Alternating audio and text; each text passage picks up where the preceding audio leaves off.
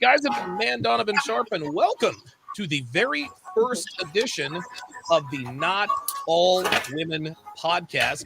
I, of course, am your host, Devon Sharpe. This is going to be the very first and probably only, that's not good. Oh, well, that's the other thing. This is going to be the very first podcast. Wait a minute. Am I getting background noise from you? Oh, never mind. I guess background noise just went away. This is going to be the very first podcast, Red Pill podcast, with actual red pill women, not women pretending to be red pill, not women pretending to be anti-feminism and all that good stuff. No, each one of these women, they were hand selected by me. They have all the credibility in the world. I sign off and vouch for each one of these women. If guys, keep your comments respectful.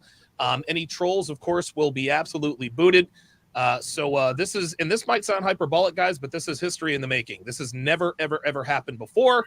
There happens to be some ridiculous YouTube channel called The Womanosphere, and it's basically a bunch of angry black chicks pretending that they're trying to be. No, that's not what this is. And then I think Heather told me that there were a few comments that said, well, you should have women of dissenting opinions come on. No, fuck that. There are women of dissenting opinions all over this motherfucker. And so there's no need for me to bring in any women that disagree. If you want to find women who disagree, you guys can go find that stuff on YouTube. I've had conversations with, what was her name? Guste Janice. She made an ass of herself. Kevin Ray Wilder made an ass of himself. Anyone who disagrees with what we talk about, who wants to debate, they're just coming on to get clout and to try to make me look stupid, which is actually quite easy, but even they still. So, for all of you wanting to change the format of the show, I'm just going to give you guys a big double middle fingers. Fuck you guys. This is my show. We're going to do things the way I want to do it.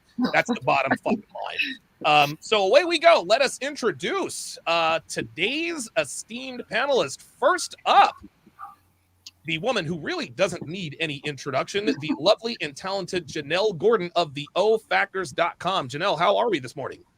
I am amazing. I slept in a little, y'all. I normally Oh, dude. But I've been fighting a little sinus thingy. So if I sound like a phone sex operator, you understand why.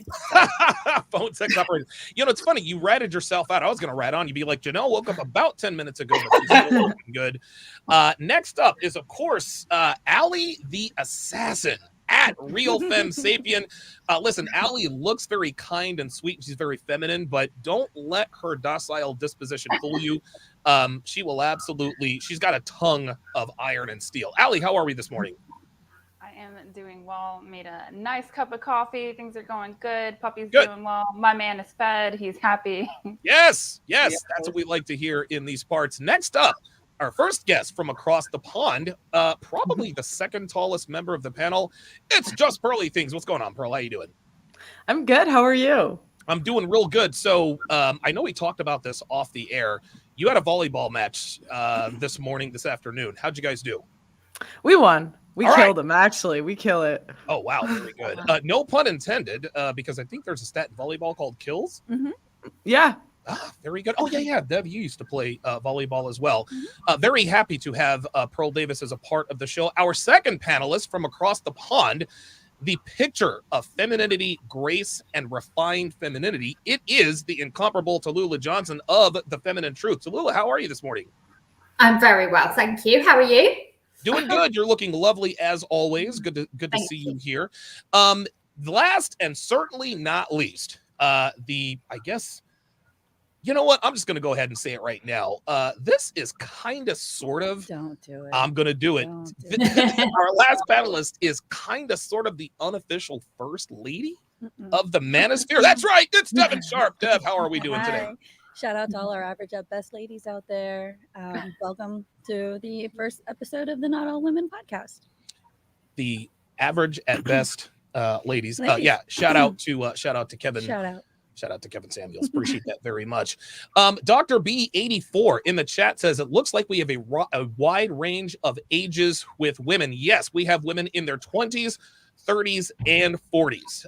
What we hope to accomplish with this podcast, guys, is we want to help both men and women. We want to give you guys the real and honest truth, as the Eagles have just gone down 7-0. Giovanni Bernard seems to have found the fountain of youth. But we hope to help both men and women. We want to bring women into the conversation who are like-minded. I will reiterate, I do not care what anybody says. Oh, you guys should get dissenting opinions and this and that and the other. No, fuck all of you with the sickest one. If you want dissenting opinions, go and watch other channels. If you want to see people argue, go over to Nigatube. Listen, they're going to do all the arguing in dozens as we want. But I really, really, really do believe that this is going to be a good thing, as Geeky Anomaly says. So today's podcast, today's topic is about, what was the theme? It was, so you've hit the wall. Now what? And I'm going to start off with one of the women in their 40s who actually happens to look very, very good. Not just for 40, but very, very good. That is Jennelle Gordon. Subscribe to her YouTube channel, Jennelle Gordon. So, Jennelle, we all know what we call in the manosphere and the red pill post-wall women. We got a lot of meathead red pill guys who like to say, we need to stop calling women over 30 years old unattractive. Listen, there are many women over 30 who are attractive, many women over 40 who are attractive. They're few and far between, but they are out there. Yes. What would you advise women to do if they're past the wall, which means past their physical prime? What can they do, in your opinion, to stay competitive in an increasingly competitive sexual marketplace with younger women? Well, I think the obvious answers, and it's so funny because I'm like, oh my God, I'm so puffy from this sinus cold that, you know, they're probably like, this chick looks crazy. Like, I normally am a little more, just you can hear it. But anyway, besides all that, looks aside, I think most people are going to stay to really focus on your looks, which is obviously, that's a given, right? But for me, it's really focusing on your level of feminine energy. Like how, because what happens is the longer women have been on the planet, the more biased we become. That's right. And the more that we're prone to move into that feminist territory of, like, some of my girlfriends around here, I live in Newport Beach, that are like, fuck man, everyone's a narcissist, da da da. And you know what? That shit is contagious. It's like the fucking virus. It's like COVID, you know? Right. So Right. You've got to just do practices that are constantly embracing your femininity. And I would say, remember, I said this in a previous show, like, whatever you resist persists. Whatever you can't be with won't let you be. Don't try to be 20. You're not 20. Okay. You're 40 or, 30 or 40. So own that. But at the same time, understand that maybe when you were in your 20s, as we know, you were probably a hot mess. Yes. And there's probably many women that weren't. But so bringing everything back around, I'd say the main thing is embrace your femininity. Do things that actively build that. For me, it's my practice and it's what I teach, so it's pretty easy. Right. But for you got to find out what that is. The other thing is, don't try to be 20. Be an empowered version of, or embodied rather. Scratch the empowered. An embodied version of your femininity, of your age. Yes. Okay, very good. I like that advice. Tallulah, what are your thoughts? Because you are in your late 30s. You look fantastic. Your boyfriend is clearly a high value guy. As a matter of fact, the way you talk about him makes me a little bit jealous, because not even Devon glows when she talks about me. Like, you light up the screen. But all jokes aside, what would you advise women your age who are single, newly single, who are past their physical prime? What are some of the things that you've done to compete in today's sexual marketplace against younger, more attractive women?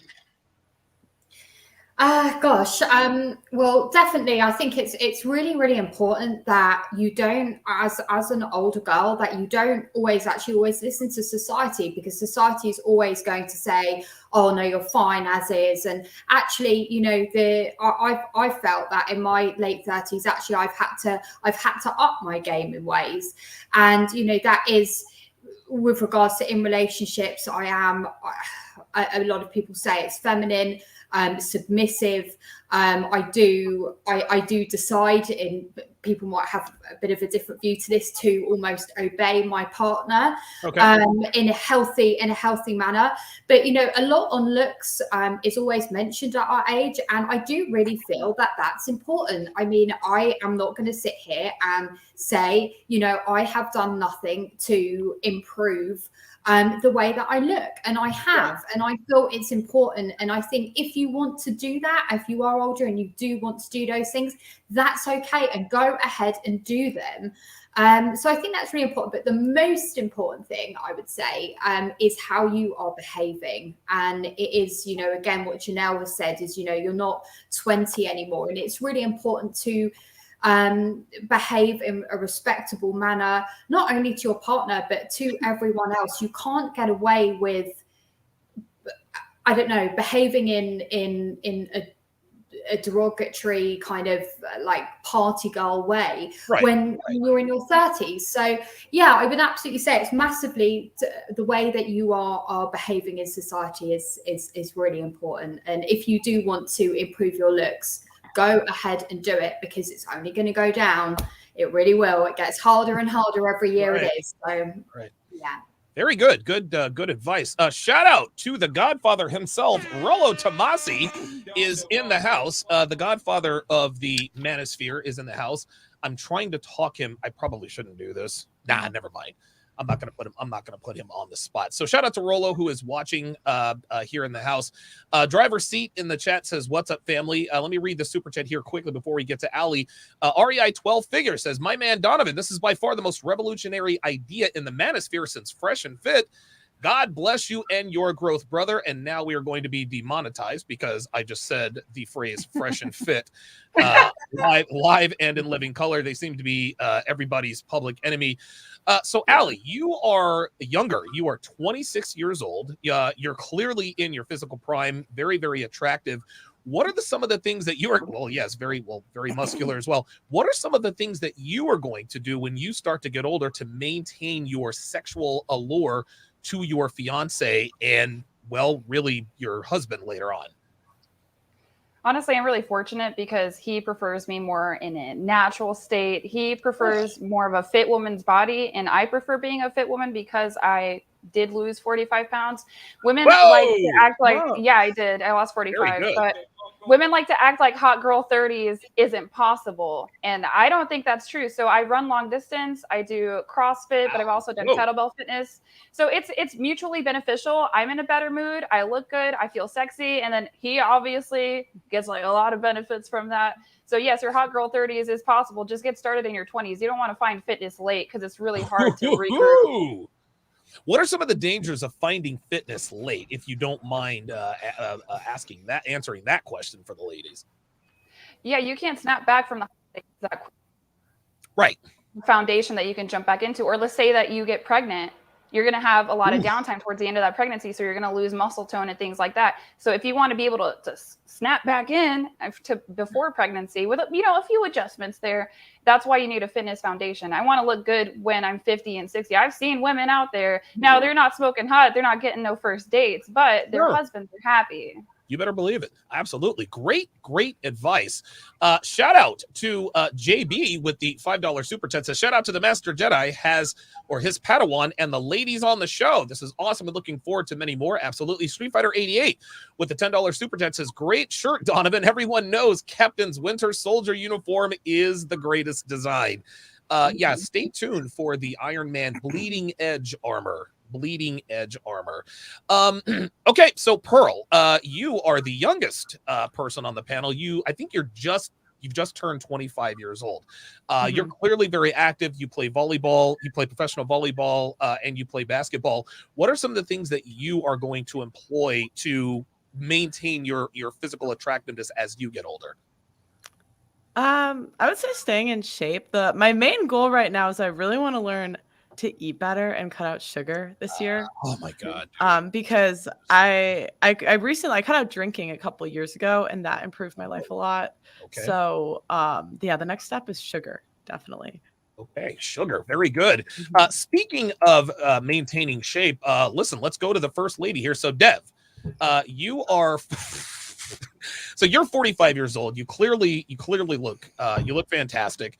Now obviously I've told people what you do to stay in shape, but for those who haven't heard, what are some of the things that you do to maintain your attractiveness to me, your boyfriend, who has had younger, tighter, more attractive women than you? I'd say first thing is my diet. You really have to keep the carbs low, the protein high. So, if you're always it doesn't matter what type of diet you choose, it's all calorie deficit at some point if you want to lose weight. I work out with a trainer for an hour a day, 5 days a week in our gym. And I mostly do strength training. I do core exercises every day, and I do cardio like twice a week. I hate it. Mhm. You know, I'm lucky in the fact that I was very active when I was young, so I did build a strong Oh, foundation. God. Here we go. So Here we go. Here we I didn't go.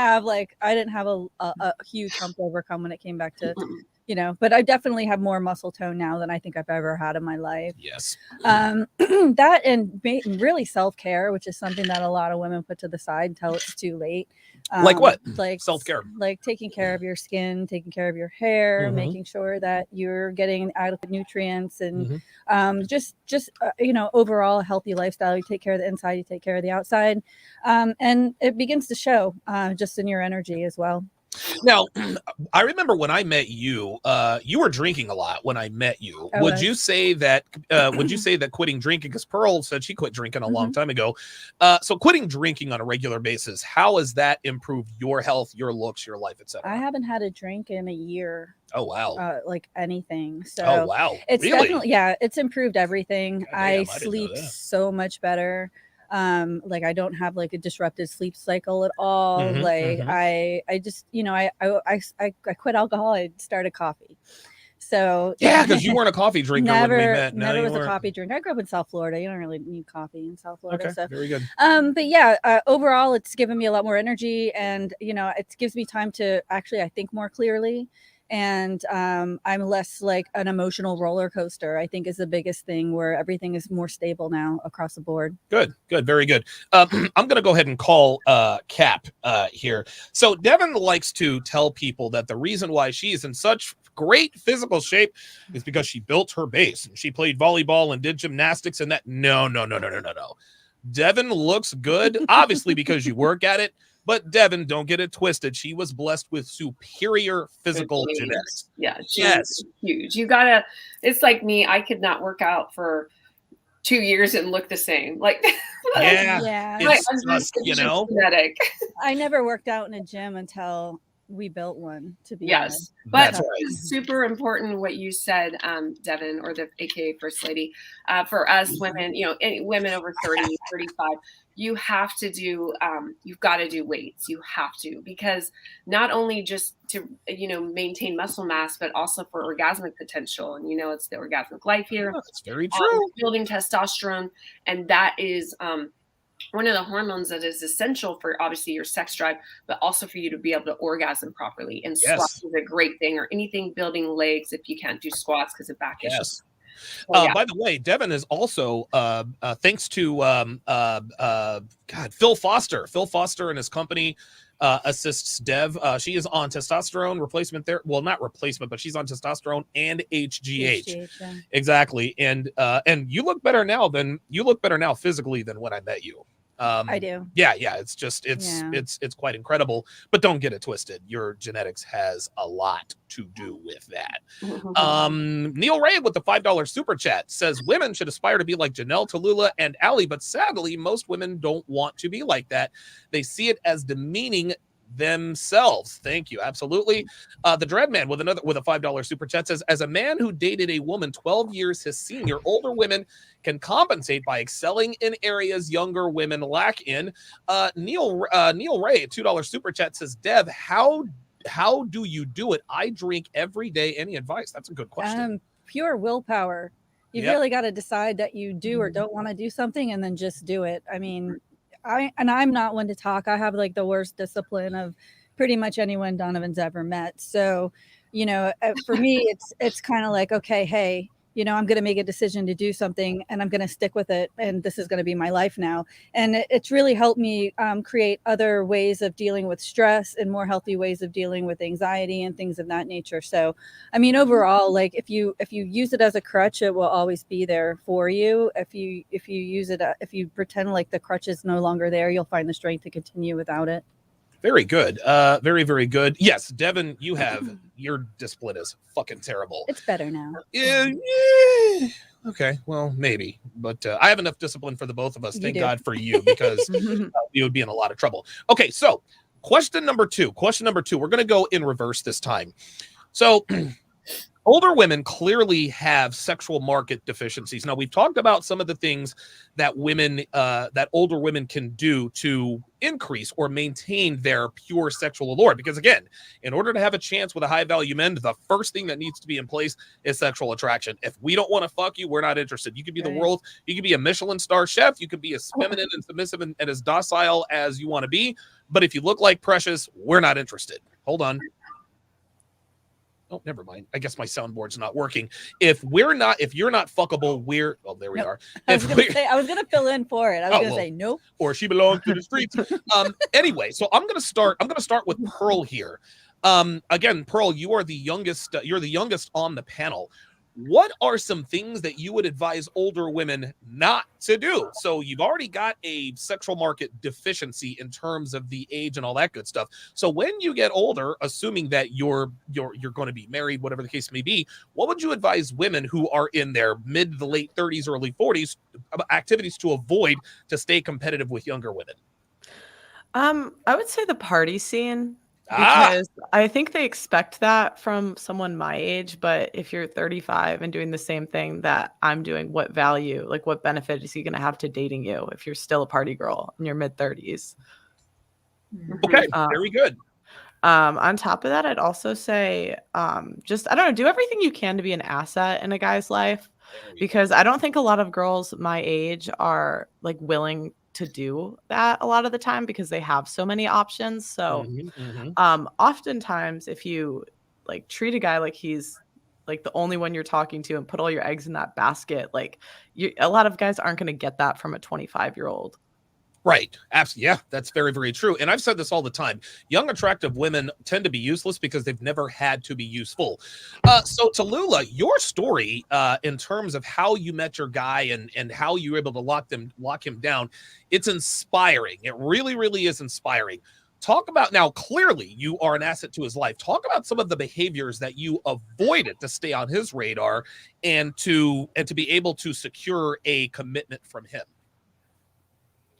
Yeah, so it's definitely things that have already been mentioned, actually. Pearl has mentioned drinking and partying, and that was like a massive thing because as I was going through the wall, or whatever you want to call it, when I was a bit older than Pearl at the time, but I was in my late 20s.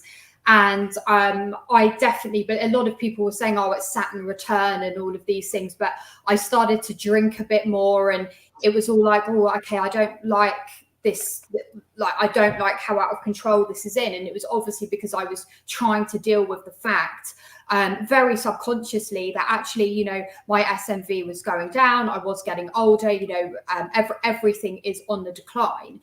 So absolutely, stop partying, stop drinking. There is nothing worse, especially here in the UK, as women that are above the age, I would say sort of 30, 35, and they are out raving and they are out drinking. Like here in England, like raving and drinking parties, a lot of the girls are still teenagers. And it really just doesn't look good. It's not appropriate for the type of guy that you want to be with.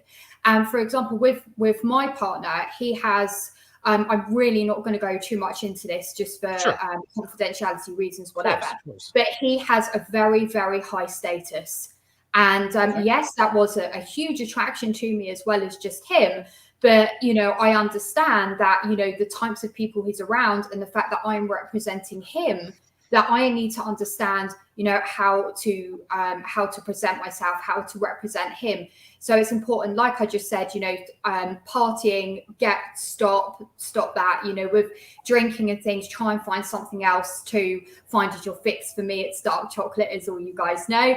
I think most definitely, you know, adding to this man's life is so important because I know he can go and get someone that would be in their early 20s. I'm aware of that. And I do get very, very insecure about it. That is my biggest hang up. So I naturally enjoy assisting him in his life, doing what I can for him, whether that be cooking, cleaning for him, putting a boarding pass underneath his hotel door. Obviously, I don't do it, but I call the hotel, I make those arrangements.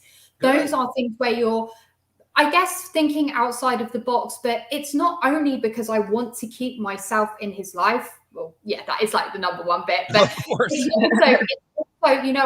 because of how I feel about this man, and how lucky I am to be with him, I want to do these things. I am his biggest cheerleader, and Good. yeah, but it's always a fear. It's always sitting there for me, always sitting there, I have to stay on my toes. And that is not a sign of an abusive relationship. A lot of people think that's abusive.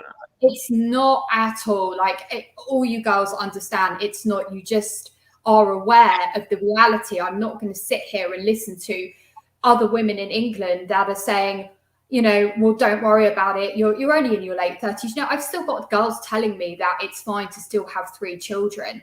I wish it was, but the reality is it's not. And you have to have a red pill awareness and understanding of these things. So get educated in red pill and listen to Devon Sharpe and his crew. By the way, I'm just going to go ahead. Breaking news here. Tallulah, her boyfriend is Boris Johnson. She dates the Prime Minister of England. I'm totally kidding. Aly, what are your thoughts on this? What are some of the activities that you are going to avoid to stay attractive to your now soon-to-be husband? I'll break down a couple of things. I will say, in some ways, I am very fortunate because I have an autoimmune disease that forces me to eat clean. Like, no joke, I can't handle plants. I can do organic fruits. I can do meat, and I can do honey.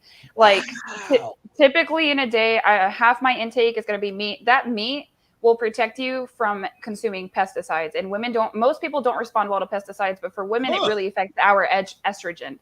The pesticide I'm talking about is glyphosate. Y'all can research that. I know what that is. Yeah. Mm-hmm. And then organic fruits, we're adapted for fruits as well. We're not necessarily adapted for plants because the only thing that can digest plants is microbes. We don't have ruminant stomachs. We have acidic stomachs. So if you want to get healthy really quick, definitely incorporate more meat into your diet. Don't believe these vegans, but also, if you're gonna party in your youth, like, be smart, because those calories from those sugary drinks will sneak up on you. So there's nothing wrong with having a vodka water, or if you want to keep it low carb, you can do very clean whiskey. If you don't want a hangover, just have clean liquor. Again, I don't advocate for it, but if you're going to party, at least be smart about it. And once you hit a certain age, you really can't afford to drink coffee and wine because it just pulls all the blood flow out of your face. So that's my plan. Very good. Wow. Good. So let's go to Jennelle here. Now, Jennelle, you are the resident vegan. We have our first confrontation on the show. We do. I love Aly, and I was like, man, I want to call Aly. She's so cool. I want to be one of her girlfriends. Now it's over. No. Conflict is good, or differing of opinions. It's good to have that as polarity. It's polarity. Of course. Your guy is definitely a high value guy. He's 6'8", great looking guy, has his own business. What behaviors did you stay away from to secure a commitment from him, and what would you advise women in your position to stay away from in order to secure guys like him? Okay, so he's plays basketball too, by the way. Had to throw that in there. Jesus. Yeah. So the main thing is to not be a hoe. Yes. And I say that with a caveat of what's on your Instagram, what are you what is out there? What are you representing? Even if you're not an OnlyFans girl, but you're just a girl that wants that. I'm learning new words through him. Clout, more wants all that attention. Just don't do that stuff, because guys don't he can literally go and get. And I am with you, Tallulah. I hate to admit it, but it's that thing, that pain in your chest. You're like, damn, I'm 40. He works with a bunch of freaking 21 hot girls in their 20s that do hair, lashes, tanning. And they throw the pussy at him, don't they? Every single day. He goes, he's like, I don't have to look for it. I don't even have to go on Instagram. He's like, I just have to show up to work. Just go to work. And the girls are always like, oh, hi, Isaiah, I'm bringing you your new client, and all this stuff that, and I know that. And it wasn't saying that to make me subconscious, just saying but this is a fucking reality. It's a reality. Yes. So the behaviors to stay away from is present yourself as a lady, and I really try to do that. Like I'm sexy. Like I always like to show cleavage. And the rule is show one or the other. You're going to show cleavage. That's fine. You're going to show a little leg. That's fine. Don't just show it all. You know, you got to like that. Pick one, show up the legs, or even what's even better, what drives my guy crazy is like just seeing, it's not seeing necessarily the cleavage, but the shape. Just wear like a nice form-fitting dress. Guys' imagination is crazy. So do that. The other thing I would say is everyone said all the other stuff. Add value, do the cooking, do the cleaning. If you're not living near him, which I don't, send food, all that stuff like Tallulah said. Good. But the other thing that you can do that not a lot of women, no one's mentioned yet, but of course the sex coach will, is sex. You have to be able to keep up with their sex drive. And that means offering them sex, initiating blowjobs, BJs, making sure that I can say that, making sure that you're sexually available and taking care of your sexual organs, your vagina, your yoni. That means yoni steaming. You guys all work out, and I've heard everyone talk about working out. Are you working out your yoni? And I'm not talking about just squeezing it. That doesn't work. Just like if I squeeze this all day, is that going to do anything? No, right. But if I add resistance, it's going to. So I do weightlifting for my yoni every single day. I steam my yoni several times a week. You have to do that. Yes. Wait a minute. Hold on. How do you lift weights with the yoni is the JJ, by the way? How are you lifting weights with that thing? Like what do you do? Well, I sell all the items in my shop. You should definitely take a look. Yes. Website. The ofactors.com. ofactors.com. So okay, it's basically they're little eggs that you put inside of you with strings attached that you can take, like, this isn't a water bottle, but like those little, empty water bottles. Mm-hmm, and you start by just putting a little bit of water in it and you lift that. You do it empty at first. Then you continue. And I've done it live before for my Facebook group of 1,000 women lifting water. Whoa, shit. And listen, it's prolapsed uterus is a major, it's the number one most avoidable surgery for women. Women are getting their uterus taken out like a wisdom teeth, but it's avoidable. And you have to, this is really important. This is not about me just selling products. It's about saving women's uteruses and saving women's sex lives, because that muscle gets lax over time, and guys feel that. Okay. So yeah, I would say that's a huge thing. And one last thing to add to Aly's little vegan spill. Here we go. All right. So meat is extremely acidic in the body. I'm not saying to not eat meat. I'm actually O positive, and I actually crave meat, but because of my spiritual path, I don't eat it. So when they cut people open when they die, you can check this up. Facts.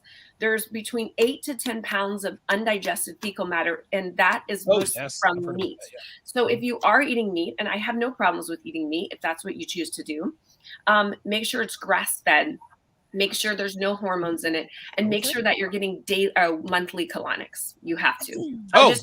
Yes. I had one yesterday. So. Very good. I like it. Yes, colonics. I've had 2 colonics in my life, and every time I felt like a fucking new man. I'm like, a shit show. It is a shit show, but after it is, but there are a lot of benefits. Dev, listen, man, what are the behaviors that you avoided to make yourself more available to me, etc.? I have a couple thoughts on this. Okay.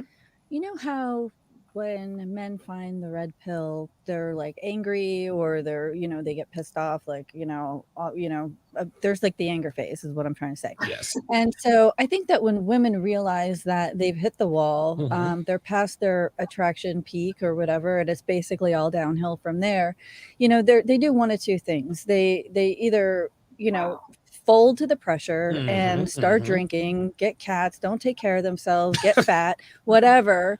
And just say it's over now. I'll never be a 10, and I'll never be 25 again. So what's the point? And then there are ones like me who double down and say, okay, this is what I've learned. This is where I need to be. This is what I've got to work with. So I'm going to go ahead and play up to my strengths. Right. And so by playing up to your strengths, like we said, maintain your fitness and your appearance.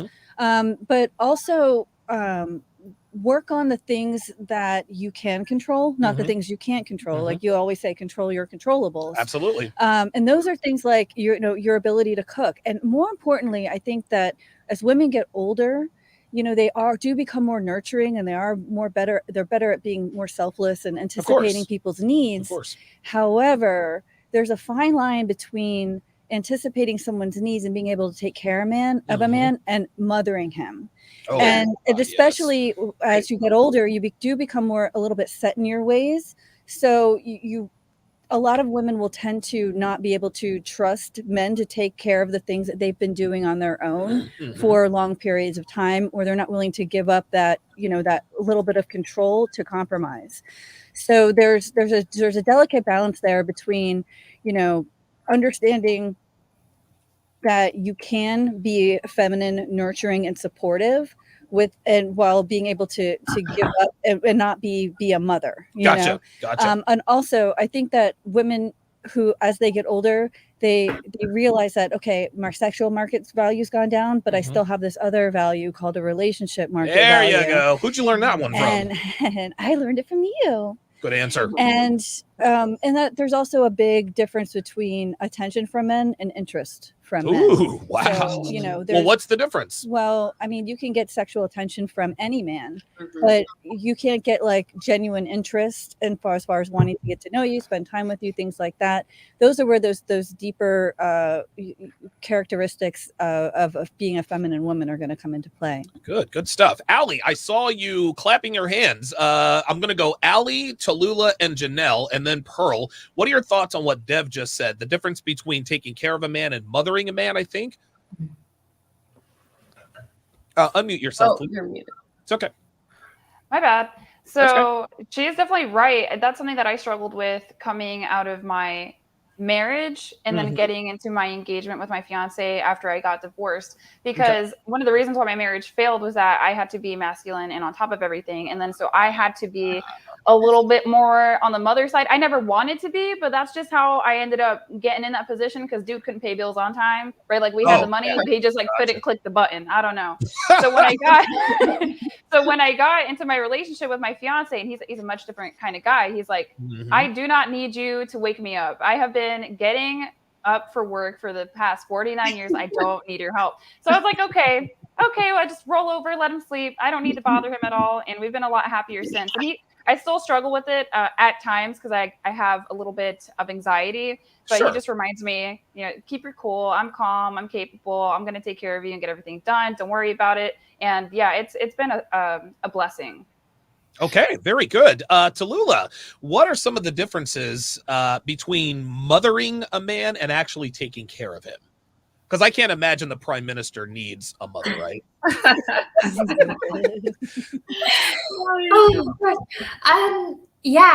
It's definitely, there's a really, really fine line. And I would say the best way is, you've given me something to think about actually, but realistically, it gets to a point where you don't say anything. That's the best way, is doing things without bringing up, do you want me to do this for you? I can do that for you, or whatever. Just do it.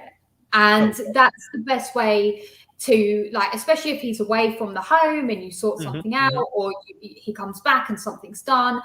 I think because there's that fine line between almost what Aly was saying around sort of, not quite nagging them or anything, because it can come across as a nag if, you're saying, oh, I'll do this, and, make sure you're here there, because then I'll do this for you. It's like, no, just be in the background, making things happen. And that's the best way I would say to go about it. It's a really difficult question, but it's given me a lot to think about. That makes sense. We have another nomination here for who your secret boyfriend is. We've got Daniel Craig. Daniel Craig. Is Tallulah secretly dating Daniel Craig? Yes or no? You don't have to tell us. You don't have to tell us. No, it's not. But it's close, but not in looks. Oh my goodness. Oh, wow. Oh man, we're getting closer. I don't really want to give away, because I don't know. The reason I'm joking around is to throw people off the scent. Definitely keep those coming. This will definitely be a recurring theme. I love it. Let's see. Okay, Jennelle. Yes, you're 40 years old. Again, you look fantastic, but you have a boyfriend and you have a son, and so there can the lines be blurred in terms of taking care of your son versus your boyfriend? Yes.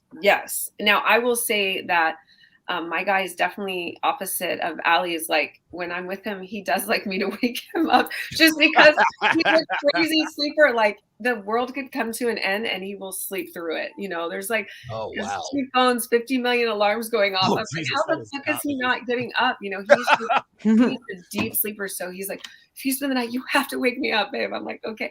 And it's funny, but no, there is a fine line. I believe not Aly. Who went first? Was it Tallulah? It was Devon, then Tallulah. Devon. I'm so sorry. Devon, you said it best. Man, women need one mom. And most of the time they love their mom, but they don't want to spend their life with their mom, right? They're not trying to build a life with mom. They needed their mom to take care of them. So if you turn into that mothering role, which is, it's not just the anticipation of the needs is great. And don't ask if you should do it, just do it. And if he doesn't like it, he's alpha, he'll tell you. My guy will say, respectfully, Jennelle, I love that, but please don't do this again. I'll be like, okay. And then you just don't do it again, So you just, you assume that you assume their needs, do it. If they don't like it, they'll tell you. And also someone said really good, just keep it, less is more, less verbiage is more. That's what Tallulah said. Yes. Yeah, absolutely. Before we go to Pearl, Dev, when you do something I don't want, am I nice about letting you know? Do I say respectfully, don't do that again? Or how does that work? I mean, you just tell me. It's not respectfully or mean. It's just don't do that anymore. Okay, very good. So I'm not a tyrannical monster that everyone seems to. It really lacks the drama. Now, if I keep doing it, that's a different story. That'll get ugly. Yes. There's a lot of things that you need to learn from dealing with a man that you do have to quote unquote take care of versus a man who takes care of himself and just needs you to complement his life. Those are some major adjustments like Aly had mentioned. And, just waking up is just one of them. Paying the bills, like, whoa, why are the lights out? Right. Like a lot of women have been there. So they have a really hard time not only learning how to trust, but just letting go of certain things and saying, he's got it. Okay. And that's one thing I really love about you is that I can trust you to do what you say you're going to do.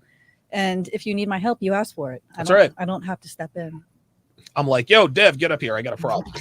That's how that goes. Yeah, the tech support stuff, though. Now, Pearl, someone asked earlier. I guess we should just go ahead and. I'm not one to get into all this gossip and stuff, but you're no longer in a relationship. And I don't think that that's something that's, listen, man, these things happen. But with your most recent relationship, did you ever struggle with the difference between being a mother and a boyfriend, taking care of him versus mothering him, or was that never an issue because of your age? God, she's thinking. You just hit the nail on the head. That was the issue. Wow, really? Okay. I was thinking, wow, this question really applies to my life right now. Wow. No shade on the guy. You found yourself having to mother him more than was comfortable. Yeah, okay. I did. Wow. I guess you didn't like it that much. No, it wasn't fun. Oh my goodness. Well, we're gonna let Pearl recover from that because it's clear that she is traumatized by this. Righteous Jamie says, I would advise the ladies to get a colonoscopy. I've had 5 colonoscopies in the past. Nothing more scary to find out your body is failing you. Okay, so we have I don't want to say this, devolved, but yes, colon health is very, very, it's a shit show, but it's clearly necessary. Yes, absolutely. Let me ask you, let's start off with, let's go in a different direction. Before that, Jason Moreno with the $10 super chat says, this has turned into a next level show, Donovan. Great conversations all around. The ladies have been a nice addition to the evolution of the show. Keep dropping the knowledge. That knowledge, man. Yeah, appreciate it. So far, so very good. Jennelle, you mentioned something earlier. Actually, I think it was Tallulah who mentioned something earlier. I'm going to go to Jennelle, then Tallulah. Jennelle, you said, hey, man, sometimes I can feel. What are your thoughts on a woman being just a little bit insecure in their relationship. And when we say insecure, I don't think that's really what we mean. When guys like me talk about it, we call it competition anxiety. When a woman no longer feels like she has to compete, then guess what? She's going to gain weight. She's going to get bitchy. She's going to withhold sex. What does a man have to do to keep your competition anxiety engaged? To keep it engaged, I mean, keep it high. Yes. Well, just look like my guy. Yes, right. Dude, like he's beautiful. Like, how do you like? He walks into a room, he has dimples. It's like, fuck, man. Like, give me a break here, shit. Yeah, everywhere we go, people are like, dude, man, do you play ball? Do you play ball? And he's so meek, and he always has his hoodie on when we travel, and he like tries to be incognito, but it's like, how do you dress that down? But I think, the insecurity thing, this is a fun line. I think it's like you have to have enough of it so you don't let yourself go, Okay.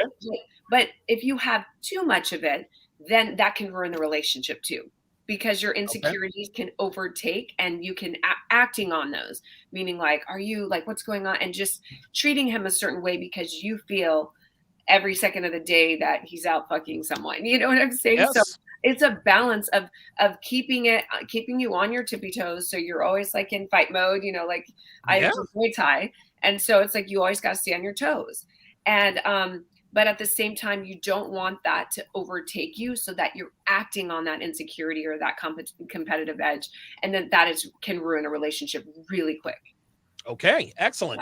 Tallulah, you don't strike me as the type of woman in your current relationship who will ever stop competing, who will ever stop trying to remain high value for your guy. What is it about him that keeps your competition? I don't even want to use it I don't even want to call it competition anxiety. I've got to come up with another word, but what keeps you engaged to keep your value high to him? Well, like I mentioned before, he has got a really quite a high status, and he presents himself like really well to other people as well, and he has a really big network of people around him. He is honestly the definition of high value, and that's not only through kind of like money and this and that and the other. It's the way that he behaves. He's constantly, like they say in the RP community, like in frame. Like he's not going off of his path for anyone. And I would say that's obviously a really good thing, and it's massively what attracted me to him. But it's also, yes, I do get very, very anxious around, if I know I'm like seeing him and we're meeting and what have you, I'm just like, oh my gosh, like my lashes on and my makeup and this, and I had this done, had that done. Like the lengths I go to are insane. And it is slightly sometimes like, I think, God, I can't, it is hard work. Any like girl on this panel will understand this is such hard work. But you know what? I just think, you're not abnormal. In the 50s, like in the 50s, this is what women had to do. In the 18th century, this is what women had to do. We had to constantly keep on our toes, keep looking good, keep serving, keep obeying, whatever way you want to put this, to stay in this, to add value to this man's life. And it gets harder as you get older. But I think to answer the question properly, he is doing what he wants to do at all times. He is so grateful. He is, and I like that. He is grateful. He is thankful to me. But I do still worry. He has, same as Jennelle's partner, he has women in their early 20s around him all the time that want to be with him. Yeah. I'll be honest, guys, like honestly, I mean, I don't think he's going to watch this, but I sometimes like wonder, like, what the hell happens if I'm sharing or if I have to share, but like for me, it's like, okay, well, I'd rather be with this guy who's in his frame that I'm attracted to, that I do want to spend the time with, that I do physically want to be intimate with, than the guy that is, completely, you know, just not about him. He becomes all about me. He tries to enter my frame. No, Mm-hmm. Okay. no, there's nothing more unattractive than that to me. It's just, yeah. What is it? Can I, real quick, Donovan? I know Aly's next, but Yeah, I go ahead. would just love to say, and Tallulah, you and I are going to be besties after this. I'm gonna shoot you a text. But what does it mean when you say to share? I'm not trying to be ignorant. Are you saying if perhaps he is just having some casual encounter, and then is that what you're thinking, or what were you meaning when you said that? Yeah, like, Okay. honestly, yeah, I do wonder, you know, I don't want to know if I'm sharing. I hope I'm not. I really hope I'm not.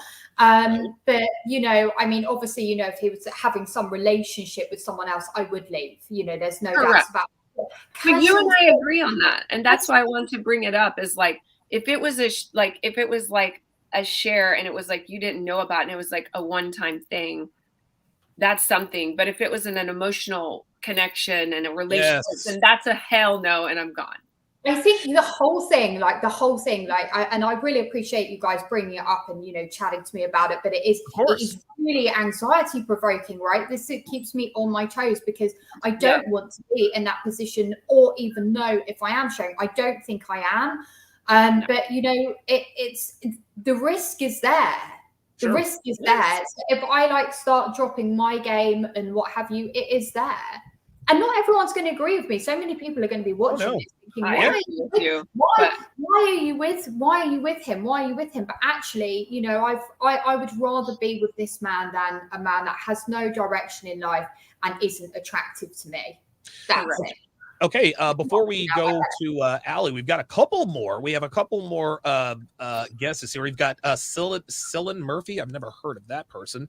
Daniel Radcliffe. And somebody said Radcliffe is not man enough for Tallulah. Neither is Rupert Grint, to be quite honest with you. Idris Elba. We've got a nomination for Idris Elba, and of course Rowan Atkinson, aka Mr. Bean, or Sean Bean, who was 006, aka Alec Trevelyan in GoldenEye. So yes, the chat is just going to name every famous British actor and dignitary in the aristocracy. I think somebody also said Prince Harry, but Prince Harry seems to be spoken for at this point. So we will keep on guessing, all in good fun. So Aly, and again, Jennelle and Tallulah, very, very open and honest. They're saying, look, I don't want to have to share this guy. My response to that is, listen, we say this all the time, and women are not going to like to hear this, but a lot of people say if he loves you, he won't cheat on you. No. If he loves you, he will not let you find out that you are sharing him with other women. Correct. What are some things that you do to increase the odds of not having to share him sexually with another woman? Honestly, I don't think most men cheat or stray unless they're super high value. There's reasons why men cheat. It's always, he's a dog. But then you hear the other side of the story. If you were to talk to him one-on-one in private, he's like, look, my wife wasn't sleeping with me for a year. Yes. Or my wife put on 150 pounds, right? So there's your standard womanizer, right? So, well, it's true. So you have your standard womanizer, but then there's the guy who's not getting any, or his wife didn't care to stay attractive to him. And that honestly breaks a guy's heart. They're a little bit Disney-ish. They know we're going to get older. They know we're going to get wrinkles. But when you show up with an additional human in weight, that's when they're like, yo, she plays. Oh, wow. She doesn't care that I even want to sleep with her. And then that's also kind of the way that society sort of puts male sexuality in a bad light. Because let's do the inverse, right? Let's say a guy gained 150 pounds and his wife didn't want to sleep with him. Okay. Right. And like that would be okay. But then when it's male sexuality focused, and healthy male sexuality is like necessary, right? And you can maintain it at 50 for those of you who are wondering.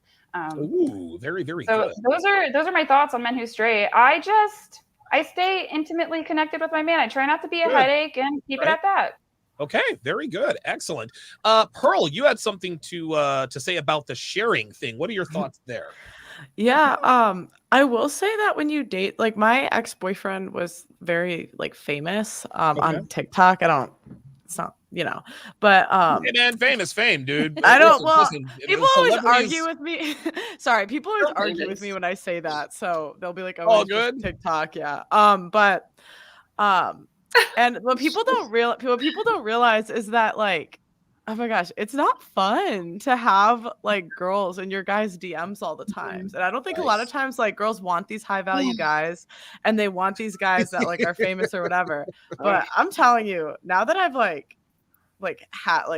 been with a guy that's like at that level of fame, I don't know if I would pick it again, to be honest, Wow. because it's not fun. Jennelle, I heard you huffing and puffing. What's going on with you guys in the DMs? That kind of triggered you. It's not even like, and I've been in that position where you where Pearlie's been when I was her age, but I'm talking about, he's not even famous. My guy's not even famous. You don't even have to be famous. You just have to be a high value guy, say right. basketball player, has, makes a decent living.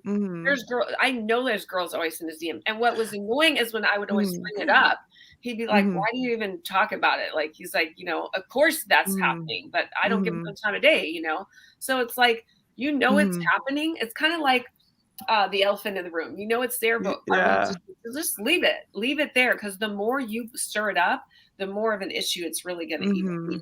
And but it's not fun. You're right. It's not fun. Well, you have to be strong enough woman to hang. Like that's like my point is really just like I don't think a lot of people know what comes with it. Yes. And like I don't think a lot, like people think you can have everything and you can't. Right. You can't have like a guy that's at a certain level and a certain value and not know that there's going to be options. I think options, listen, man, and this is what I tell men on my side, is you cannot be, if you're a man with options, it's going to be obvious because of the way you are, the way people, the way both men and women react when they are around you. This is just how it is. A man should never say, I could be with a younger, hotter, da-da-da-da-da-da-da. No. That's, I mean, listen, whether that's true or not, that just comes off. And listen, I've done that before. I'm not going to sit here and say that I'm Mr. Captain fucking Red Pill alpha male 100% of the time. Demonstrate, don't explicate. There it is. In the words of Roland Tomasi, demonstrate, don't explicate. If you have options, trust me, your woman will know that you have options. Let's go back around this panel. Let's start with Jennelle. Can I answer that one? Oh, I'm sorry. I forgot about Deb because I thought it would be obvious. So how do you feel about this whole sharing thing? What are your thoughts? Because your boy here, I don't know that you know this, but your boy here is I'm high value. I'm an alpha male. I've got a 15-inch cock. The bitches want your boy. Niggas out there want to be with your. No, I'm just kidding. But go ahead. What are your thoughts? I love Devon's face. Well, coming from the point of view of a post-wall 4. Here we go. Yeah. I think the jealousy thing and is really never going to go away. You want to see me get a little bristly, have Donovan tell me he's going to Miami without me. Like all of a sudden I'm like, it is what it is. It is what it is. I mean, but I don't know. I think that with age and also the time that you spend together, you learn to just kind of figure out that those feelings aren't really that important. Why not? Because I can either be a jealous, crazy person, or I can just trust that you're going to do the right thing for our relationship. And now, if you're going to cheat on me, hopefully I'll never know. That's what I'm hoping you care enough about me that I never find out. Yeah.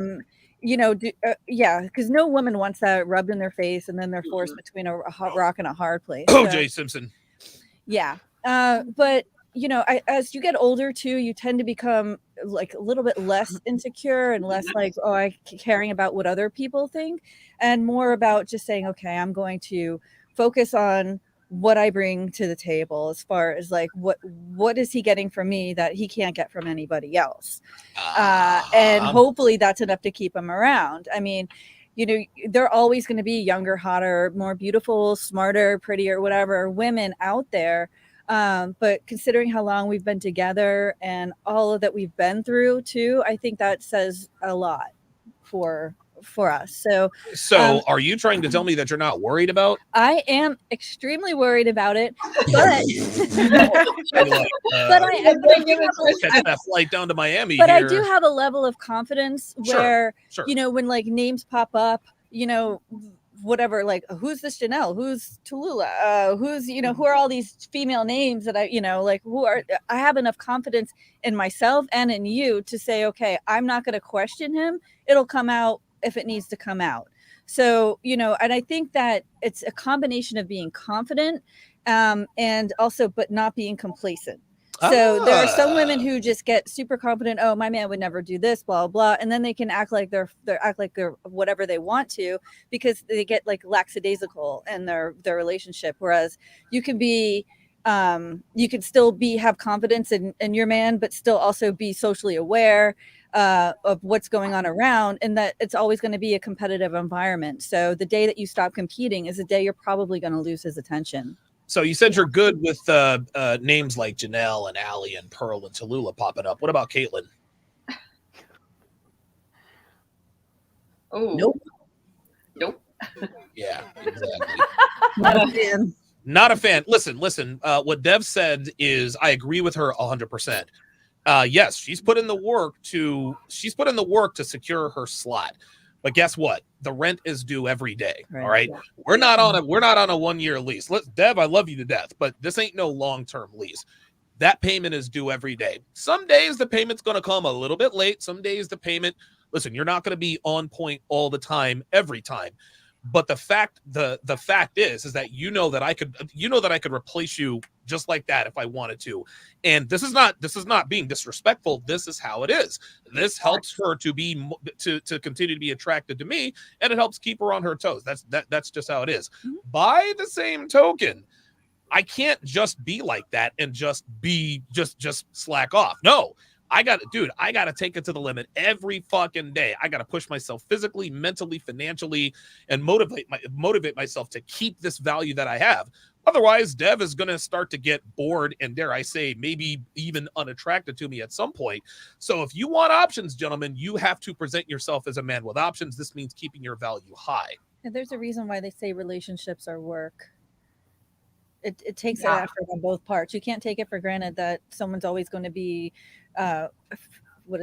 loyal to you, sure, or maintain fidelity when you're slacking off and really like acting like you don't care half the time. That's right. Take nothing for granted. So now the question is, and this will be our last question, because this has been a really good show. Jennelle, talk to the ladies who are in relationships with men with options. Give me your top 3 things that you need to absolutely do to be proactive to increase the odds of him straying or adding another notch to his belt, unbeknownst to you. Unbeknownst to me, hopefully, or that I was invited. Yes.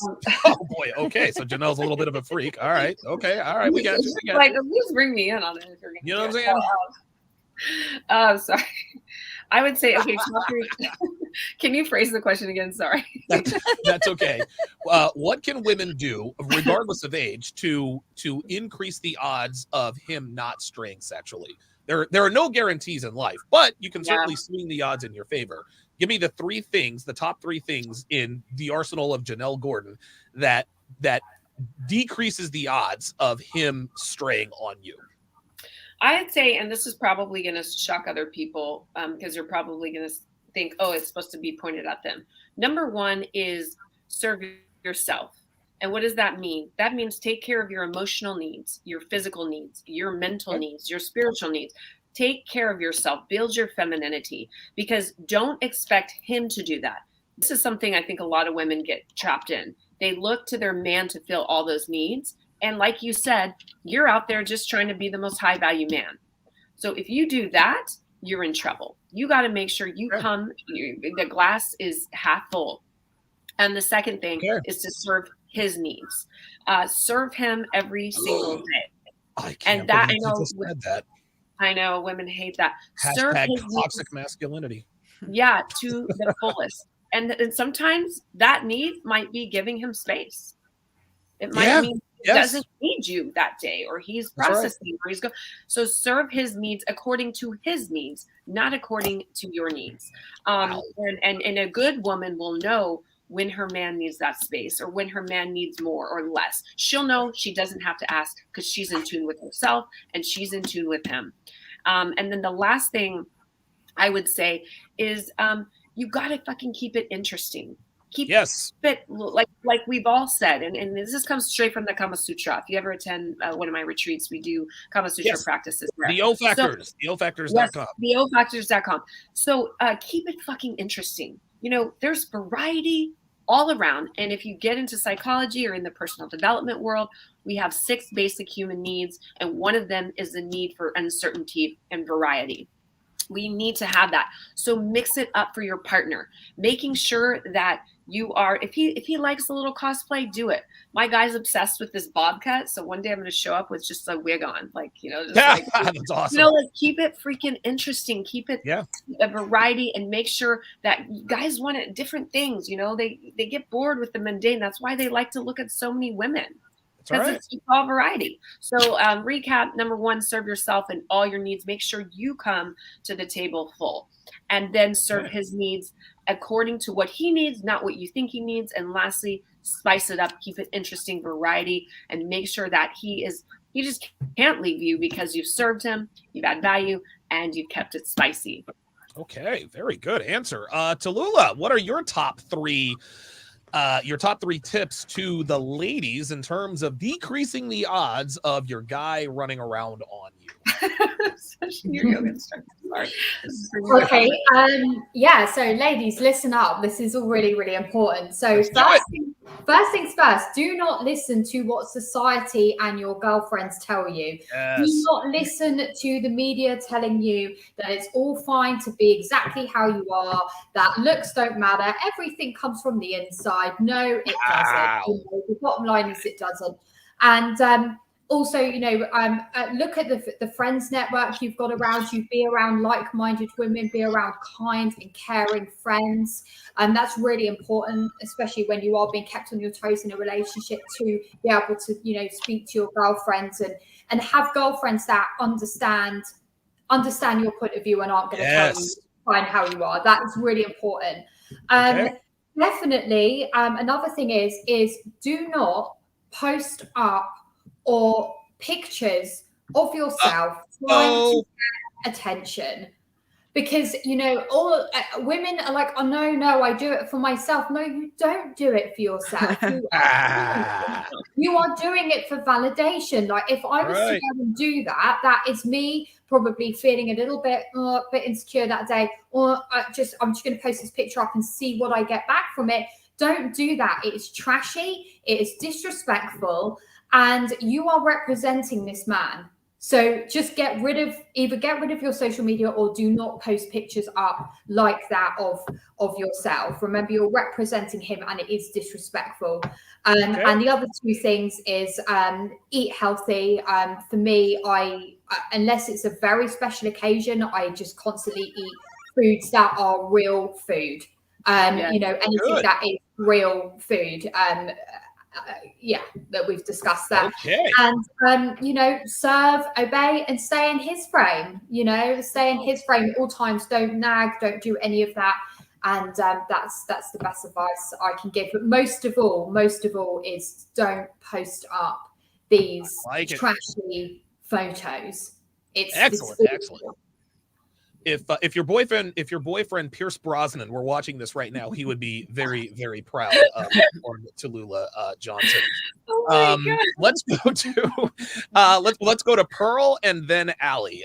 Pearl, what are some things that you would advise women your age? Because listen, you're young and attractive, right? And a lot of young and attractive women think, all right, I'm young and attractive, so my guy's not going to step out. I mean, listen, I've dated some young hot girls. I cheated on just about every one of them. So how would you avoid this or reduce the odds of this happening? Of getting cheated on? It's funny. I asked my mom what the secret to a long and healthy marriage was. Hold on, and answer that question. Why did you ask your mother the secret to a long and healthy marriage? Oh, because I want one. And why did you ask her instead of just some random woman on the street? Because my mom's the smartest girl I know. Right. And your mother she's in a relationship, in a marriage with a high value top half percenter. Oh yeah. So here's one thing, and I don't mean to interrupt you. Stop taking advice from your single slutty girlfriends. Pearl didn't ask the black girl who wants a $200,000 wedding ring what she should do for a long-term relationship with a high-value guy. She asked her mother, who is the epitome of this, because she has a long-lasting relationship with a high-value guy. Seek advice from women who have what you want, not women who don't have what you want. Okay, go ahead. And she told me to say yes all the time. Okay. And that is why I have 9 siblings. So say yes all the time. I love it. I love it. Aly, let's go to Aly at Real Femme Sapien. What would you advise? Because again, you're young and attractive. You're with a high value guy. What are some of the things that you would tell women who are young and attractive, who are with older attractive guys, to reduce the odds of getting run around on? I know we've talked a lot about sex, but I think it's really important. What I don't talk about a lot is that I was actually in a sexless marriage. I wasn't attracted to my ex-husband. Now, I don't want to say like he wasn't a bad guy, right? I chose to marry him. I can't just sit here and talk about him, but I didn't know how important that glue was. Had I been attracted to him, I need to stop you right there. This history was just made on this podcast. We had a woman who not only did she not trash her ex, she said that she didn't trash her ex. She said, I married him. A woman actually took accountability. Let the record show that you are the first woman ever to take accountability when it comes to your ex-husband. We could because we care. Anyway, go ahead. Yeah, that's because women don't know how stupid they look dogging on their ex. Like, girl, you slept with him and married him? Like, you look dumb. Anyway, moving on. The importance of sex. What I would say to young women, and hopefully you haven't slept with too many men to where you struggle with pair bonding, is learn how to get your body off with his body, because that is how you can kickstart your pair bonding. If you make your man the best sex of your life, you are very likely to stay. I am not saying that is why I'm here right now, but it might be. You get it one time. I don't want to be an alpha widow. He just did it too well, but there was a lot of research that went involved with that. So I was sexually ignorant. I ended up working at a couple store for about a year just because I wanted to learn. And that's how I learned that a lot of women are sexually ignorant. A lot of couples are kind of uncomfortable with sex. And then I learned a lot about the female body. So that really is what helped to keep us together in many ways, because I am genuinely attracted to him. And I don't think anybody out there can do it better. So. Wow. Very good. Damn. In other words, her man puts it down in the bedroom because you trained yourself to use his body to get off. Devon. This will be a very interesting answer. What are some of the things that you would do or that you feel like you need to do, Merch, to keep your boyfriend from stepping out on you? I'm going to stick with, I actually have 3 talking points, but the first one, of course, is never say no to sex. So, and it's not just saying yes, but how you say yes, be playful, be enthusiastic. Yes. Bring like a youthful joy to, the bedroom. And, just embrace also the little things, and be cute and have fun together. Yes. And, like I do to you all the time. And you always say, stop it. You do what? I do stuff to you all the time. I grab your butt all the time. Yeah, I don't like having my. I don't know. He's like, stop it. Hands are on my ass. I'm just a little uncomfortable. Yeah, but it's just fun ways to show your attraction. Yeah, but that's the gateway drug to ass play. No. But speaking of ass play, you have to be compatible with his preferences. So if you can't give him what he wants in the bedroom, you are going to have to make a decision whether you're going to have to let that go so he can get it from somewhere else, and or that you're just going to grin and bear it. That's right. True. So there are some things that some men want to do that women just can't bear to do. Yeah, so anal sex. And it gets, that's one of them, but there's other things. Gotta just ease into it. Just keep it real. Just keep it real. And so because, sometimes you're willing to do something doesn't mean you like it. And then you end up feeling resentful because you had to do it. And so you guys just aren't compatible. It's just the way it is. I think the second thing is just to leave your baggage at the door. No guy wants to deal with whatever the last guy did to you or said to you, or hear about any other guy who you've been with in the past. I think that's just like a major turn off, and he's just going to want to seek someone else who thinks of him first, and not just like is all this damage that comes up from the past.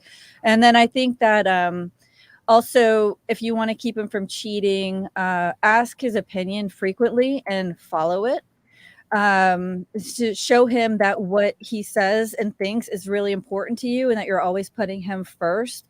And like, for example, just small things, like when you shop for groceries or when you cook, like always follow his dietary preferences first, you know, and you know, support him in every possible way, so you make it easy for him to like be the soft pillow that he puts his head down at night. He's not like banging his head up against the wall. So yeah, those are just some things that I think make it easy for a guy to say, you know, I don't need to step out today, you know, because I've got a good one at home.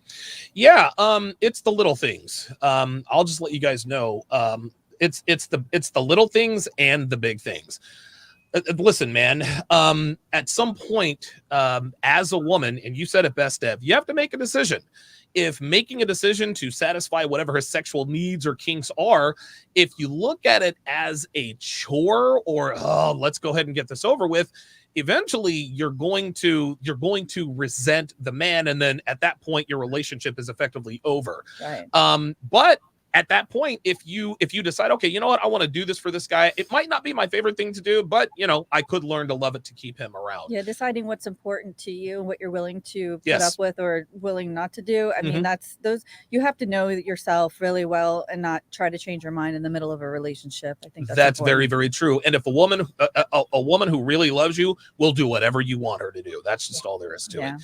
Let's get through these super chats. Then we have one more good question asked by one of the people in the chat. I think this is going to be a very good talking point for all of us. Neil Ray says, amazing show. Learned a lot. Have to apply it. Thank you. I appreciate that, Neil Ray. He's one of my newer supporters, but he's very, very supportive. G Complex says, ground rules for having relations when you have a main chick: don't embarrass yourself, be discreet, don't bring back an STD, don't get another woman pregnant, don't flaunt it. Thoughts? Yeah, that's exactly what I said. Gentlemen, if you're going to have a side chick or a side bitch or a side piece, dude, see no evil, speak no evil, hear no evil.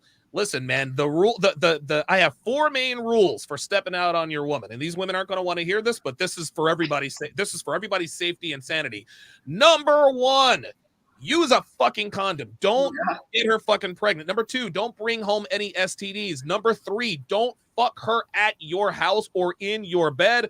Number 4, don't get caught.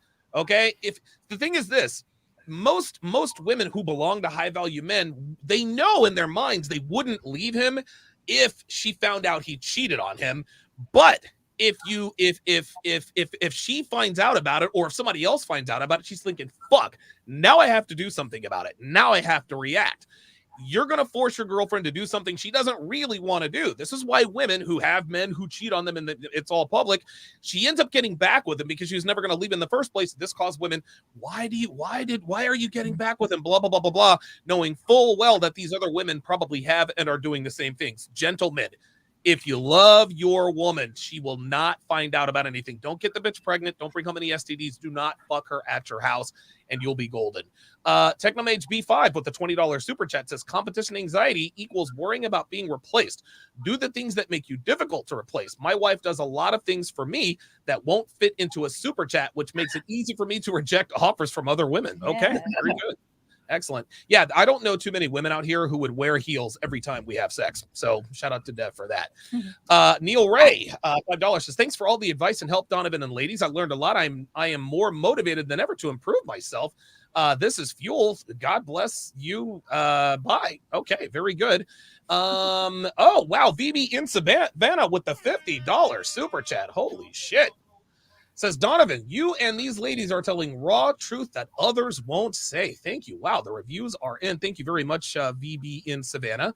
Mr. J with the $5 super chat said, Chris Rock said, feed me, fuck me, shut the fuck up. It shouldn't be that hard to keep a man from leaving and going to another woman for sex. Of course, Real Femme Sapien, our very own Aly V says, we are putting women up on real game. Real motherfucking talk. Snuggle668 with a $5 super chat says, in Western society, why is polygamy not acknowledged if monogamy is not natural to most men, and are women polygamous by nature or nurture? Women are not polygamous. Women would rather be fucking one high value guy than a bunch of low value guys. That's all there is to it. Women never, and I think I can speak for all the ladies here. Women don't want to be fucking 6 guys at the same time. If you're fucking multiple guys, and ladies, you don't have to agree or deny, whatever the case may be. Women will be fucking 5 guys. There's always one guy that in their rotation that they really want to be with. That's the guy that gets the plan A energy. Women are not polygamous by nature. Men are polygamous by nature. Eggs are expensive. Sperm is cheap. We can go all into biological reasons, but you're absolutely right. Knight Commander with the €5 says, well, I'll be damned. Damn good show. I just wish there were women like this for military. I am not a millionaire, but I'm living. Awesome job. Appreciate that. Wayne with a $50 super chat. Holy shit, wow. Man. This is crazy. He says, great idea for a show. Looking forward to many more episodes. OG Nando with the $5 super chat says, thanks for this amazing show, everyone. Technomage B5, $5 super chat says, my earlier super chat, think along the lines of RMV, relationship market value. So the reviews are in. I think we've got a hit on our hands. Does anybody have anything to add on to what we were just talking about before we move on to the last and final question? Anything at all? No? Okay, very good. Last question for the ladies, asked by Dr. B84. And we'll actually start with Tallulah. We'll go Tallulah, Pearl, Aly, Jennelle, and Devon. Says, women talk about how they have all these male options, but none of them are signing up to commit to them. Do the ladies feel that you've won being able to keep a man in today's dating market? Wow, Tallulah, lead us off. Do you feel like you've won being able to get your guy? Yes and no. I don't feel that the competition is over. So yes, there is a sense of yes, he is committed, and I feel so much better about that. And yes, great, I've won. And I do feel, I feel good about that. But it's, the competition still feels like it's always there. But definitely, I feel so lucky to have him. So yeah. Okay, good stuff. I like the answer. Now, Pearl, you're no longer in a relationship, but my guess is that it shouldn't be too difficult for you to find someone. Will you feel lucky, or do you think it's just too hard to start a relationship and maintain a healthy relationship in 2022? Do I feel? Well, I feel like that to answer the original. Sorry. No, that's okay. No, I mean, I wouldn't say I've won because I'm not in a relationship. Do I think it's too hard and to date in 2022? No, I think if you make it hard, it will be, but no, it's not. Okay. How do women make dating harder than they need to? Young women in particular. Because listen, shout out to your girl that you did that England video with. And by the way, go check that out. I forgot what the title of that video is, and we just sacked Tom Brady.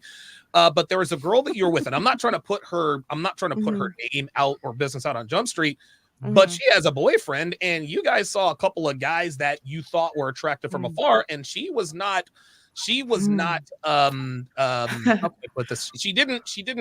object to going over there and talking to those guys. Just knowing how men and women are, how do women in particular make dating harder than it has to be? Or is it the man's fault? Well, one, it's funny. She broke up with her boyfriend the next day. So, oh my god, there we go. Actually, there it is. Yep. She's single now, but I think you make it hard by like casual sex, like with a lot of guys. That makes it hard. Having a bad attitude, that makes it hard. Okay. Like going into dating with the attitude that men are trash, that makes it hard. Okay.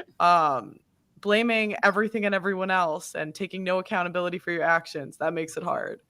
Yeah, but I don't know. I'm a positive person, so I just Like if you go into something with a good attitude and you work hard at it, like good things happen usually. Not only that, Pearl, you are one of the lucky few. You were raised in a 2-parent household in a successful marriage with a lot of siblings.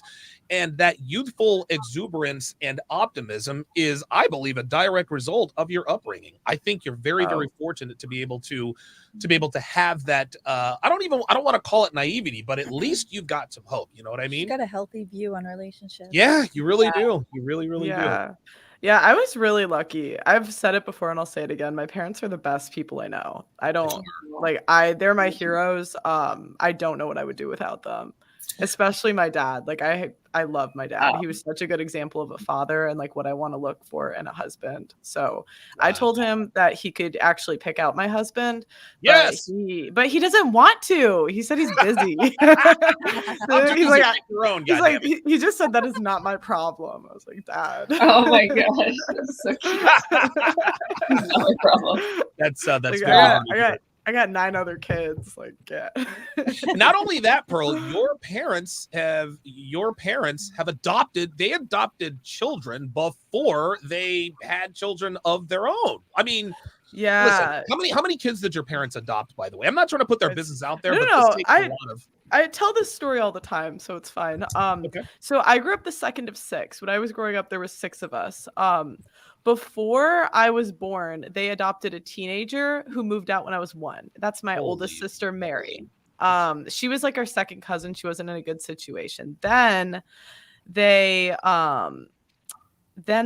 adopted Brian when I was in college. So after I was out of the house, because he was our 3rd cousin. My dad's one of 13. My mom's one of 9. So I have a lot of cousins. Wow. Okay. So they adopted him later. And then they also adopted, there was a kid that was homeless on my brother's football team who they also adopted when he was like 16. And then when I was 22, I found out I had another brother that they gave up for adoption because my dad knocked up my mom when she was 17. So. Oh, that's right. I remember that. And they did the responsible thing and said, hey, man, like we're not in position to give this kid a good life. And they decided to make the selfless decision. Yeah. They're very selfless people. So. Okay. Aly, let me bring the question. Well, actually, yes. Do you, just given the state of the sexual marketplace here in 2022, do you feel like you've won being able to secure the relationship you have with your fiance?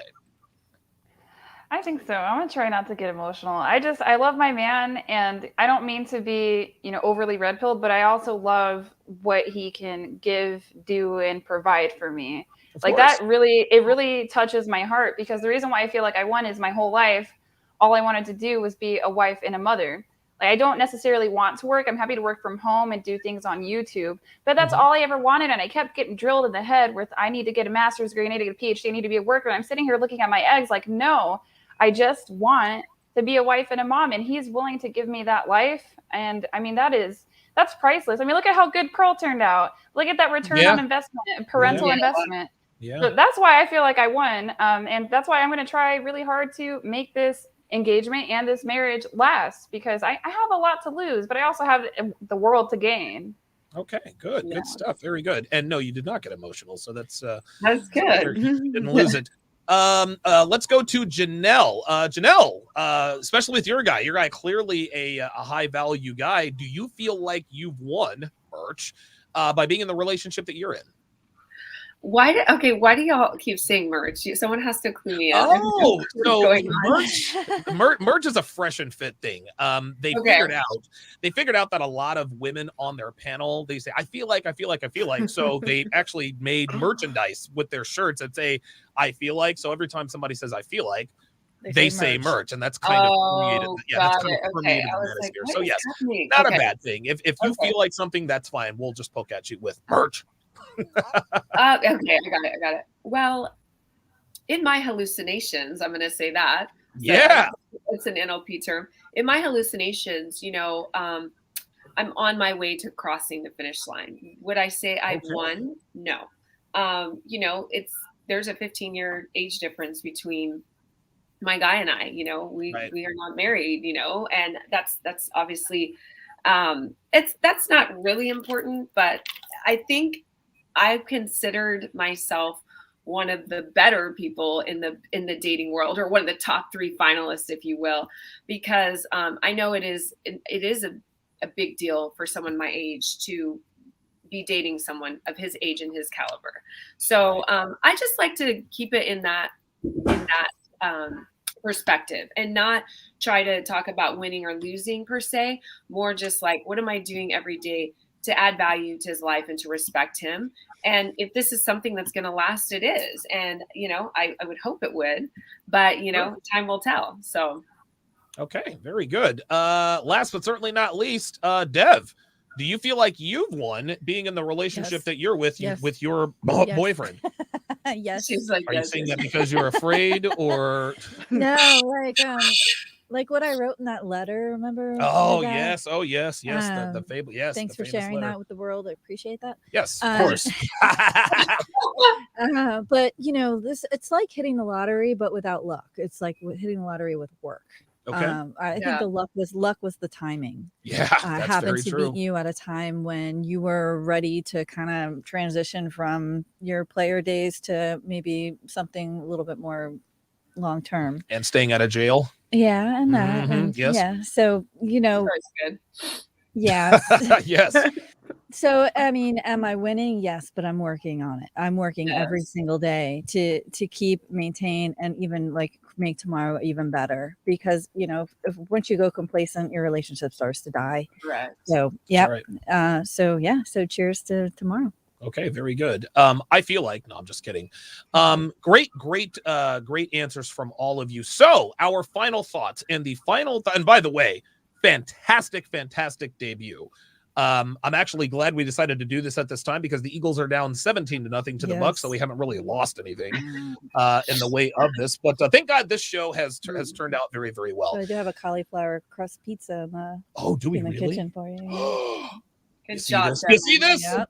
This is why. Wow, are you serious? You really do? Oh, yes. Yeah, dude, Dev, she knows exactly what I love. Mm-hmm. So final thoughts. And my final thought question is, and I'm going to start with Tallulah.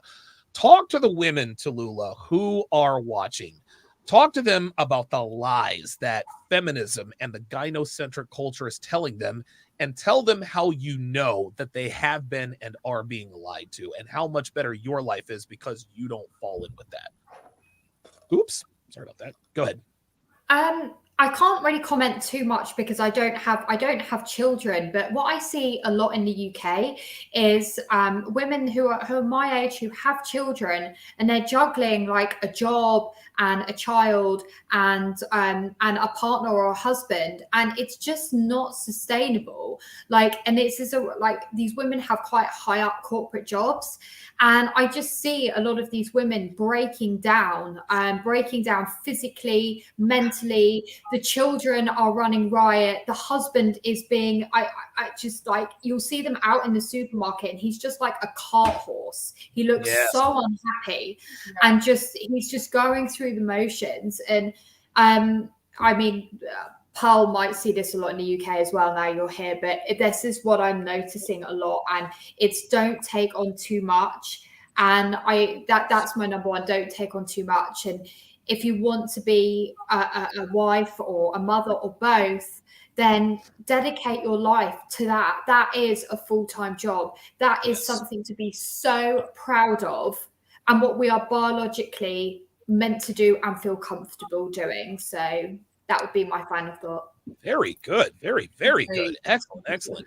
Yeah, Jennelle, your final thoughts to the ladies that are watching, because we've said, you ladies have said some very quote unquote controversial things like serve your man and remain attracted to him and compete. What are your thoughts to outsiders who look at this and say, oh my God, these women are lost. They've been brainwashed by the toxic masculinity that is the red pill. What's a response to those people? Just to piggyback off of what Tallulah said, and then I'll say my own thoughts. This is what she's saying about these women, in the workplace. These men are haggard. These children are running around. If you meet my son, and I'm a single mom, but I work from home. I do retreats a few times a year, and it's like I wake my own schedule. So I'm here with him all the time, right? Good. And that's a huge thing. just last night I was over at my neighbor's house and she's like, I've never met, a kid so like well adjusted. Well behaved, yeah. Behaved. I mean, my son, I can take him anywhere in the world and he's fine. He's not running around. He's not acting a fool. He says, he's cultured and he's polite, but he's also not a robot. I've taught him to think for himself and question everything. That comes because I don't have a partner, obviously, like that's a live-in, like, a husband, but it's because I've been able to understand the principles of polarity and dynamics. And I put him around as many alpha men as possible. He's in the AAU basketball league. My guy, when he's not working, spends time with him. They text, every day. And this is a huge thing. But so to piggyback off what she was saying, it's not meant for women to have to be in the workplace and do all this shit, and try to raise a family. And what Aly said is very true. Most women have that most women, let me caveat that, have that biological urge to be a wife and mother. I had it too my whole life. So, and there's nothing wrong with that because we are meant to procreate and serve our partner. That's it. And well, did I say that's it? And last final thoughts about relationships and keeping a man once you hit the wall. Treat your partner like you did in the beginning of the relationship, and there will not be an end. Woo, very good. Very good. The Steel Curtain says she is speaking facts. Aly, I remember the very first podcast we did together. You never really bought into the feminist mindset because at a very young age, you're like, dude, these bitches are tripping. Clearly, you have maintained that mindset. Talk to the women who are watching. Again, I'll pose it the same way I posted to Jennelle. These women are brainwashed. This is toxic masculinity. They've been sucked in by the red pill. Talk to the women about the lies they've been told and how these lies affect them. I mean, you just have to live and learn. I did the boss babe thing, kind of. I was in the military, but it took a serious toll on my body. That's one of the first things I learned. Like, men and women really can't do the same stuff. But I had so much stress from that job that I developed a tic. Like, I was blinking all the time. And that's when I learned I want to be in a softer environment. Okay, well, how can I achieve that softer environment? And I was like, well, marriage, a husband, and kids. When you get in touch with your femininity, you learn how to protect it because people will be here to disrupt your peace. Like one key point key example that I've been dealing with lately for women is that I'm engaged and I'm not married yet. So everyone wants to be in my inbox talking about he could leave you at any point in time. You're not taken care of because I'm a homemaker right now. But like, what would happen if I was to apply more pressure to my fiance to marry me? You think he's going to do it, or you think is he going to think I'm psycho, right? So you got to preserve your feminine peace. One of the things that I do to preserve my feminine peace is I don't watch the news, and I keep my female circle small.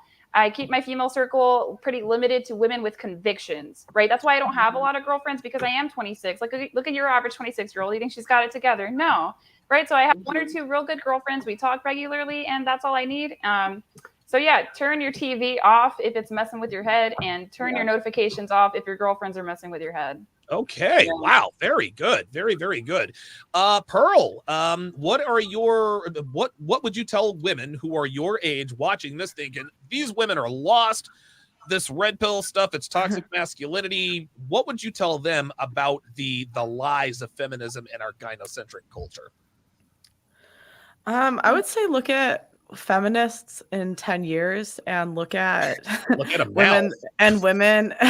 No, I'm serious because, if you have a young feminist like telling you certain things, like, sure, she can get away with that while she's young and beautiful, but look at her life in 10, 20 years and look at the stay-at-home mom with 5 kids in 10, 20 years. Right. What results are better? I don't. Yeah, right. Look at results. Don't look at what sounds nice. It's incredible. Before we go to Dev, is that clearly women who buy into the feminist culture, they're all of them are miserable. I've never met a feminist, online or offline, who is truly content with their lives. They're always angry about someone or something. What was that, Jennelle? I said that's so true. They always look like pissed off and like they, I don't know, like they just need a shower and a nap, and I don't know. They need a shower, a nap, and a stiff dick. That's the problem, is that they're not getting it's that magic wand. They can't get a man. They got to use that wand. It doesn't feel as good. There you go. That's how it is. Last but certainly not least, Dev, what would you advise young women, older women about the lies of feminism? What are some of the lessons that you had to learn the easy way and the hard way that, hey, listen, this is not really what you should be doing? You know, man, I grew up thinking that I didn't have to make the mistake to learn from it. Like I can learn from other people's mistakes. And I also grew up thinking that the worst thing that could happen to you when you're young is like to get married young or you get pregnant when you're young. You gotta get your life together first. And it's all just a bunch of horse lies and yuck. Right. I mean, and unfortunately, the people who are realizing this are the people who've already been through all of the mistakes and realizing that, hey, equal partnerships don't make you happy and you can't do it all. And you can't be everything to everyone and you can't have it all in one partner also. So it's very unfair to be preaching to young women that that you need to have a career before you have children. Like you have a whole life to have a career, whatever. Like nothing that you can do in your life is more important than family. And unfortunately, like most people just don't have they're not selfless enough to understand that. Right. So, I don't know. I think this culture is just really harming men and women by telling women that they can do it all, have it all, and it will make them happy when ultimately it's not all it's cracked up to be. Okay, very, very good. Fantastic shows, lady. We're going to go around the panel one more time. Tallulah, lead us off. Tell the people where they can find you. Yeah, thank you for having me, Donovan and Devon. It's been an absolute pleasure coming. Guys, whoever is in the chat and logged into this, please follow my new YouTube channel. I'm so new to this, but I hope you like my new content. And all you have to search for is The Feminine Truth. I can't be tagged in this video because I'm not at the subscribers that I need to be at. We can get you to 1,000 subs. Let's do it. Oh, gosh. So The Feminine Truth. And thanks again for having me, guys. Absolutely. Pearl, where can the people find you? You can find me at Just Pearly Things. That's the same across TikTok and YouTube. The only difference is my Instagram. It's just dot and then Pearly Things. Okay, very good. So a little bit of a variation. Just remember that variation. And of course, the links will all be in the chat. Aly, where can the people find you? Instagram, YouTube at Real Femme Sapien. It's the same on both. If you want to read my blog, there's realfemmesapien.com. Oh, yes. And yeah, if you look for me, you'll find me because I'm the only female red-pilled anthropological nerd out there. So ain't no other. That's great. The only female red pill anthropological nerd. Say that 3 times fast. And of course, last but certainly not least, Jennelle, where can the people find you? So the ofactors.com, that's my website. You can find everything about my retreats, my feminine conscious sex products for women. And then on YouTube, I'm Jennelle Gordon. On TikTok, the O Factors, Jennelle Gordon O Factors. And on Instagram, I am Jennelle. Sorry for all the weirdness, but I'm like Donovan. I've been deplatformed multiple times. So, and you cannot find me on LinkedIn because I got kicked off. They will not let me ever create another one. Yeah, it's funny. I think the only women who get kicked off LinkedIn are the women who have huge perky tits. So my guess is that if Dev ever started a LinkedIn, she would probably be banned as well. I have a YouTube channel now too. Oh, Devon does have a YouTube channel now. What's it called? It's called my name. Oh, Devon Sharpe. Okay, very good. Yeah, I don't know. We're gonna start putting some video clips of relationship-based relation clips up there. We're gonna put in where it's gonna be completely devoid of all of my flamethrower, all my flamethrower stuff. So who knows? Yeah, maybe the idea is to make women more comfortable, finding this content. So absolutely. And not have the algorithmic bias that he's generated. So, ladies, thank you very much. I think that this was an extremely successful show. Hopefully. We will have you guys all back here next week. Join us next week, same bat time, same bat channel. Also, the original 6 will be debuting. Season 6 of the 6 will be next week, next Sunday at 8:30 p.m. Eastern Standard Time. We will see you guys then. Take care.